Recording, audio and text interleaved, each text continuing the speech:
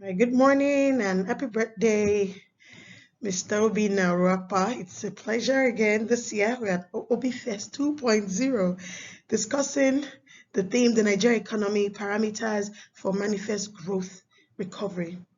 Thank you for inviting me again this year, and I won't waste too much time. Today, I just felt it would be great to just talk about the non-oil export value chain development for Nigeria's economic growth. As someone that's been in this space for a while, having studied the trends and what I sincerely think about how we can leverage our non-export potential really for economic growth. Considering that currently Nigeria is also in some kind of quagmire, economic quagmire, if I may call it that. Quite a number of people ask me, why do we even really need to export? We have not scratched our local production just yet. But trust me, export is a value chain. Non-oil export is a value chain where we can focus on developing that value chain. We will increase local production by default. That's what it means. And if we also have an export-driven economy, then of course we also would have cared about issues of quality, would have cared about issues of supply, demand meeting supply, and would have taken care of even our own local needs in the process. And exports facilitate international trade definitely and stimulate domestic economic activity. So in the process of that, we're creating employment, which is one of the things Nigeria, we have a high rate of unemployment. I've talked about production being ramped up, and then of course revenues. In recent times, we also understand that Nigeria has been short of, FX has been very scarce. It's been a jungle, even for both for importers in particular, and even exporters too, because the environment. There's a whole lot of work that needs to be done to make it enabling for trade to happen. If you look at Nigeria's history from in the 1960s, non-oil exports accounted for more than 66% of Nigeria's total export. And the last quarter of 2018, non-oil export was as low as 3.4%.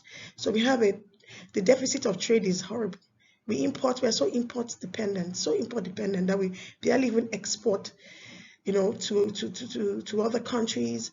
We bring in products from other countries. We use them as simple as toothpicks in the past, and I believe that has changed anyway. But in the last quarter of 2018, non-oil export was this low, 3.4%. And it's unfortunate also that the oil sector accounts for up to 95% of our country's foreign exchange earnings, and 80% of our budgetary revenues. And this was taken from statistics from Global Edge on the Nigerian economy.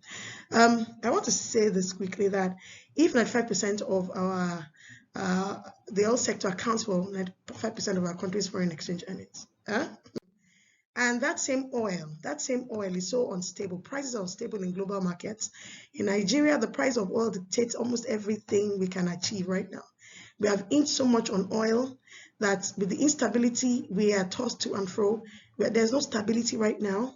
Global oil prices in some cases will go down so low. During COVID, it was the case. Even now that is high, we're not also benefiting from this because we're not even producing up to the, we're not a producing country. Trust me, we're not. Most of the time we export our crude oil and we import back petroleum at global oil prices, where it's determining how much it's determining how much that the government even has to pay in subsidies to make sure that we don't get petroleum products at the kind of rate that the global markets dictate. It's a tough one. And the government keeps putting so much money in subsidy. I'm hoping that we're not going to crash soon because we're actually there right now. You can imagine in 2020, a barrel of crude oil became cheaper than a bottle of Coke. Who would have thought that could happen in our lifetime? But it just tells us that oil is no longer can no longer be the mainstay of Nigeria. We need to develop our non-oil export value chain. We need to produce. We need to produce locally so that we're not dependent on the dollar. We can produce and we can set our own prices, and we're not affected by the fluctuations in the markets, in the global market. And last year, was that last year? Yes, early last year, the DG of NAFDAC, there was a big headline story in the newspapers where she said that over 76% of Nigeria's agricultural commodities are rejected by the European Union. That actually caused a stir in the non-oil export community. As the executive secretary of the Network of Practicing Non-Oil Exporters of Nigeria, which I'm currently playing that role even now, we had to call a town hall to discuss these issues. How do we increase the competitiveness of Nigeria's non-oil export? And of course, there are quite a number of things that came up in that issue, and that's why we need value chain thinking in driving this non-oil export sector to make it succeed. As part of what this woman had said. She talked about, she said exporters are boycotting regulatory procedures because all food products rejected abroad never went through the scrutiny of both NAFDAC and NAQS. All right. She talked about storage facilities very poor for micro and small businesses. Okay. Those are key issues, yes. But then by the time I begin to point out some of the issues in itself, we realize that because of the bottlenecks, because of the cumbersomeness of processes, which doesn't obtain in many other parts of the world, people will rather, even exporters will rather boycott these agencies. Because at the end of the day, this is business. It's business. And it's about the bottom line. We need to pay, we shouldn't pay lip service to the development of non-oil exports in our country. We shouldn't pay lip service to diversification agenda. We can't afford to do so. Because when we do so, we bring people into this basket, but in no time, they're gone because it's not paying them off. Okay? So what's the real dilemma? Okay? What's the real dilemma? Port challenges in Nigeria. Port challenges. You want to ship a product? Now look at this, 45 days in Nigeria compared to 10 or 5 days in neighboring African countries, as in days to ship, day to ship. So you begin to look at your port, your containers is sitting there sometimes 45 days because before it goes. And then you go to Ghana, you go to Togo, and you only spend about 5 to 10 days to ship your product. Okay, so what does that tell us? Many Africans, many Nigerians are going through other ports outside Nigeria right now. No matter how hard we try to talk about it, they tell you, well, it's about business, it's about my bottom line. We need to do something about it. High transaction costs, production, interest rates, logistics, we have high transaction cost right here. And we're looking at how to get more SMEs to come into this basket. I must say this quickly. I had access to at least one of the reports, top 100 exporters, at least 2018 report, and I noticed that the top 100, most of them were even multinationals. They had the finance to do quite a number of that. They had the finance to do big time export. They were funded. They had access to FX to do their businesses. SMEs were really not there. That's the truth. So we're trying to see how do we encourage SMEs to join this, to be in this basket, so that we can increase Nigeria's export basket. So let me move on. Lack of transparency in export facilitating agencies of government is also another dilemma. Lack of financing for export where available, it is inflexible, interest rates are high. We also have infrastructural issues currently, of course. And one big one that I always talk about is the lack of synergy between export supporting MDAs of government. We need this, there must be synergy. There must be synergy. Of course, non-compliance, the people factor. We saw what the DG of NAFDAC said, and I agree with that. Yes, people cut corners, okay? Lack of enabling policies, ill-formed policies. Last year alone, we had about 2 or 3 kind of types of policies from CBN alone that got exporters really holding them up to the jugular, and it was a battle. But really, there is no consultation with the practitioners in the sector. These are very serious issues. When policies are made, the actors should be brought to the table. Let's discuss it. How does it work for you? The truth is, even the actors are willing to support the government to make their policies work. That's the truth. As long as you were involved, it has to be inclusive. Even in our different organizations, our agencies, our associations, when we are one with government on some of these policies, we can also drive it for them, even in associations. I think that's where some of CBN perhaps and other government agencies are missing it, that we are their #1 champions if they get it right. Okay, so these are critical things. Now, recently, perhaps you've seen this in the papers as well. This came out in one of the days nation newspapers, and we litter our newspapers every day with stories like this. CBN, customs others disagree over import-export policies. And I'm wondering, where's the synergy here? So even among the MDAs, there are no synergies, and until we begin to get that synergy, I think we might not make so much progress. So for me, it's a recommendation. Synergies. Let's begin to see how we can synergize all the MDAs that are export facilitating. How can we come together and unify our stand on certain things, unify processes so that there's no multiple taxation. An exporter is not repeating the same thing is done in NAQS, it's not repeating in NAFDAC. There must be synergy. There must be a coordination of some sort. And I put this here just for me, I smile when I look at it. Nigerian Customs Service yesterday assured members of the Senate that it will generate 3.019 trillion into Federation account this year. So this came up in a This Day newspaper's report, and on one of the platforms that I belong to, somebody said, "Oh, from where would they generate this 3.019 trillion?" And someone responded. It was just really funny. It was like an epic response. It was like, "From you, darling." So the fact is, the terrain is not getting easier. It's not getting less stressful, truly. Each time there's something happening in the sector that just puts a lot of burden on exporters. Even importers are suffering the same. They're suffering the same. We need to figure this out. It's a key thing. IMF came up with this report March 4, 2022, and it says Nigeria has failed to diversify its exports. And I think for them, it's like that is why we're still here. There's so much potential you have in Nigeria to diversify your export, get as many products. And the report said that, let me just read it as it is on my screen. It says Nigeria only added 47 new products to its export portfolio during a 30-year period between 1990 and 2020. And IMF says this is unlike other countries, including Tanzania and Cameroon, who added 95 new products during the same period under review. And so IMF advised Nigeria to further diversify its exports, as so doing will be beneficial to its economy. So if we have just 47 new products in 30 years, is it that our research and development is poor? Is it that we're not just innovative? Is it that people just don't care? Is it that there's really no agenda to develop our exports in this country? There must be a way around diversification of our economy. Export is a key component of that. And we need to take it very seriously. And this is an IMF report. Then there was dilemma for Nigeria's economy, which troubles me a lot of the time, and that's the truth. I really have a heavy heart when I listen to things like this, and I've expressed it in several forums that I've gotten to talk. Fine, I've mentioned this, that Nigerians are now exporting through neighboring countries, and that's a loss to us, because that particular trade is accounted to the country whose borders those products were discharged. So if I move a product from Nigeria and I ship it through Cameroon, it is accounted that it's Cameroon that has exported that product. So you can tell me that. So can you see that when we decide to give a report of trade statistics, then we are at a loss because we are not even capturing enough what we're doing. At the end of the day, we are the ones at a loss. And this is happening. I've had a couple of colleagues that have chosen to go that route, process stuff and take it through Gambia, take it through Togo, and really there's nothing we can say about that. If I say, why are you doing it? You're not patriotic, the guy will tell you, I'm patriotic, but I'm in business to succeed. At first, yes, I have been, someone will tell you I've been patriotic all my life, but this time around it's not working. I need to get my business, I need to get it sustainable, I need to get myself afloat, and they have to take other options that may be available to them. It's a tough one. I'm telling you, it's a tough one for some of us that are in this sector. I know we've had conversations. I coordinate town halls, so I know what people are crying about. There's just so many things we're crying about.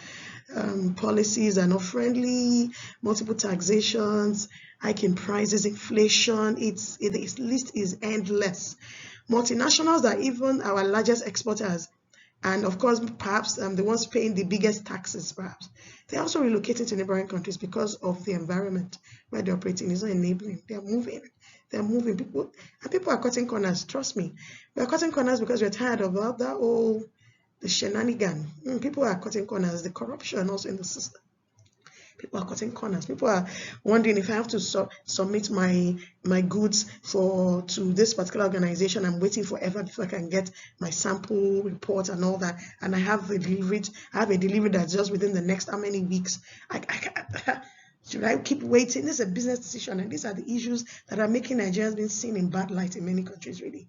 Because sometimes we can't even catch up with the export contract. And the moment you cannot catch up with the export contract, you cannot honor it. Integrity issue. And that's why Nigeria till tomorrow will still have those integrity issues in the international market. Another issue, of course, is that exporters will prefer exporting primary and processed commodities. And this actually attracts low FX revenue.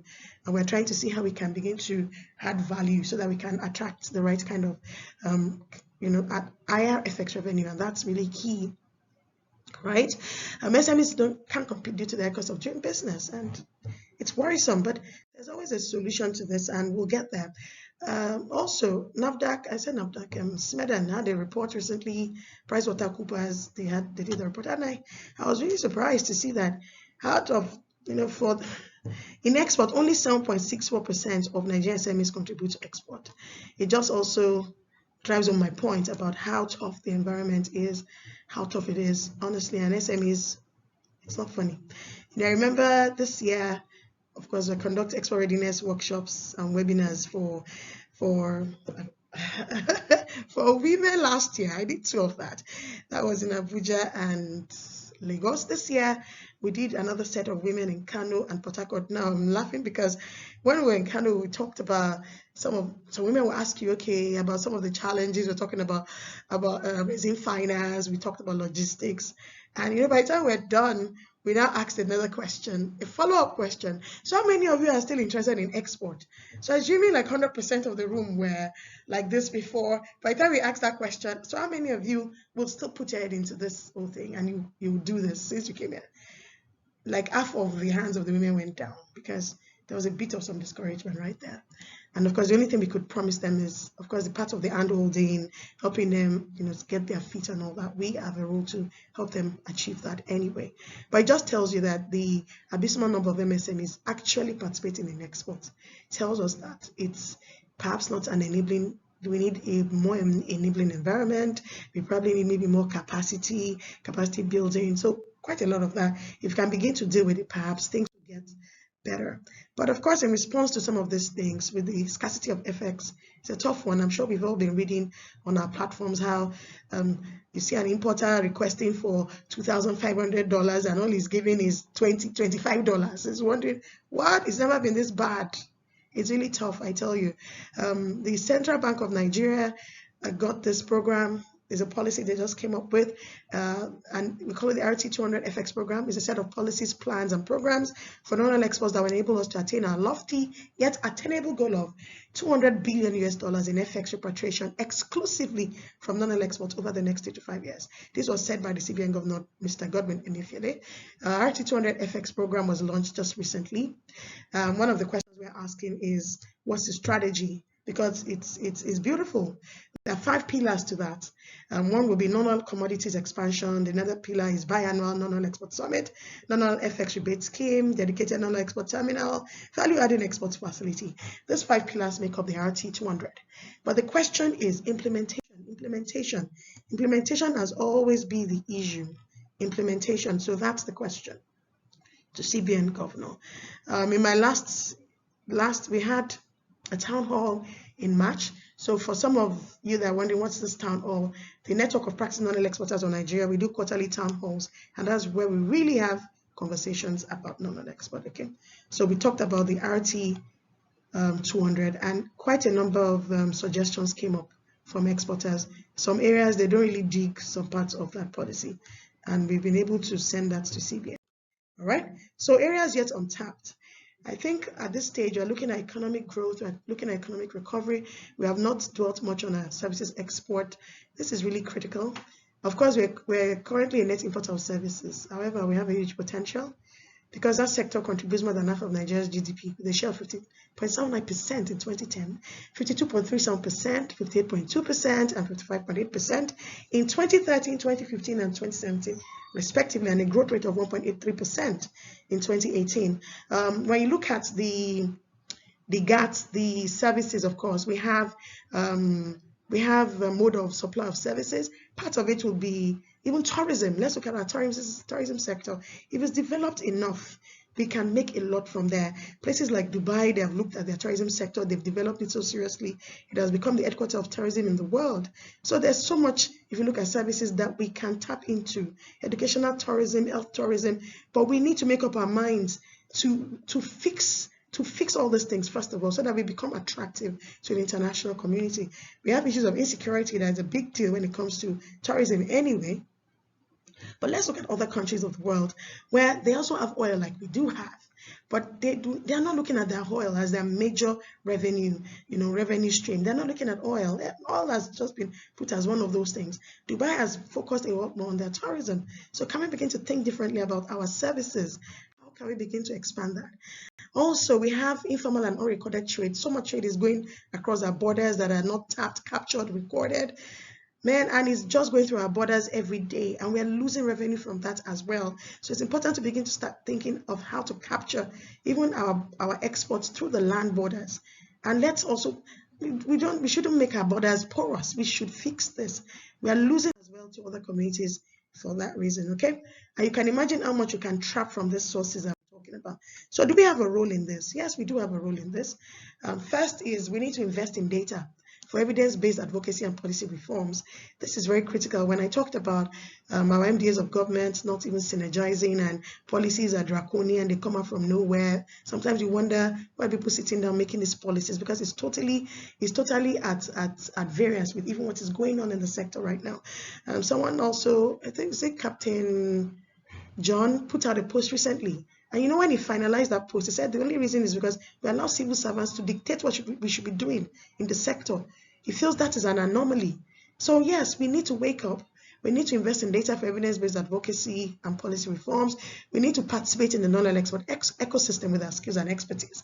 I'll say that the non-oil exports ecosystem in Nigeria is still very virgin, very, very virgin, especially for SMEs. We have not even scratched one bit. I guess that's why we have not also diversified enough. So now that we're really talking about diversification, CBN is talking about it, the government is saying, okay, let's look at it. Right now is the time to bring our skills into that ecosystem. And that ecosystem require, freight forwarders, we need lawyers, we need scientists, we need food technologists, we need all those people in that ecosystem. Some of us are hell-bent on actually developing that ecosystem. I myself inclusive. We're looking at how we can do that so that it can become more robust. We can begin to, there's some kind of support. There's a layering that helps for first flexibilities, synchronous activities, also synergies within our system. That's key. We need to bring new innovation, especially new product development. We need, of course, our research will help with that. Okay. We need to bring new innovation so that we can move from just the number, how many products in 30 years to that up to 95 and at power, even beyond. Nigeria is big enough, large enough to have so much working for it right now. Yes, we have not even tapped our agricultural sector enough. Trust me, we have not. Our agro-allied industries have not worked up to, they have not maximized their potential at all, because we're just operating at a very minimal level. And lastly, I think self-regulation.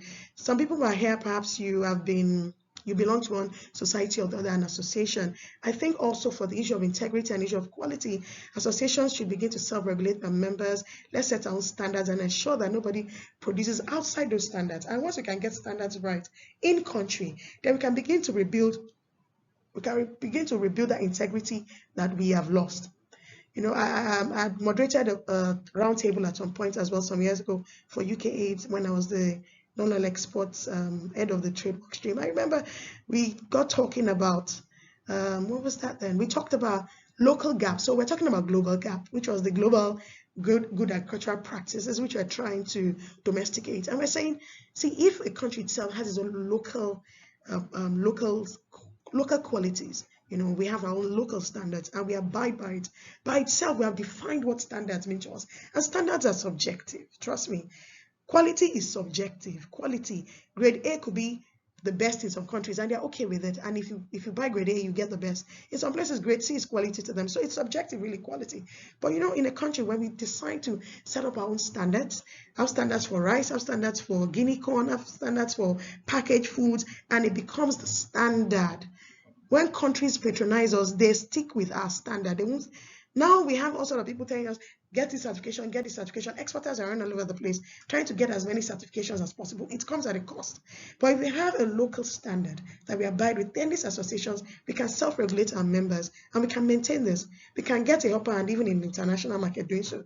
So these are areas I feel that we as a people, we can make things happen.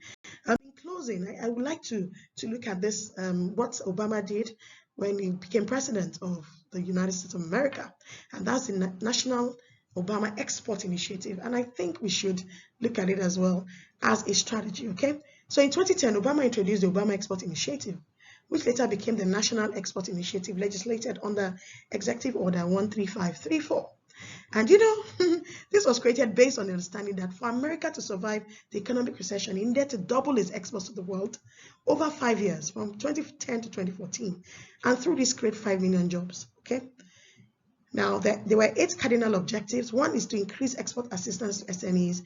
2 is to lead trade missions to promote America's export, increase financing through its Export-Import Bank, reduce barriers to trade and improve market access for producers, promote federal resources currently available to assist U.S. companies, increase commercial advocacy by the federal government, open new markets and enforce trade agreements, create a framework to promote trade in services. Now, that was his own strategy. I know CBN has come up with the RT200. So what is the strategy behind this? I think that's the question that many experts are actually asking. Yes, they're lofty, they're beautiful, and truly, if we get it right with the RT200, there's a lot that we can achieve. But what's the strategy? What's the implementation plan? Who are the people behind this? How are we going to move it? How is CBN going to engage the key stakeholders, the real actors, so that this can be a success? How do we monitor and evaluate progress? What are the KPIs? These are critical things that we need to begin to think about. So the question is, what's Nigeria's strategy? So let me just round this up by saying that there's still a lot to do. Nigeria wants to diversify its economic agenda, which is great. Export is a key part of it. But the bottom line is this: it's one thing to talk, it's another thing to implement. Talk is cheap, like we all say. How do we play our role and get this done? We can do so much. We can increase our FX earnings if we improve our export to the world. It's a fact. And we're going to increase local consumption through that same strategy. We're going to create employment through that same strategy. And the economy will be better for it. So I'm leaving us with this. And I want to say thank you, Mr. Obi First, as we're just starting this. And of course, I look forward to feedback. I'm recording this because I'm not physically on the meeting. But if there are any questions, you can always direct them to me through Mr. Obina or any of our hosts this morning. Thank you so much and have a great time. Obi Fest. Enjoy the rest of your day.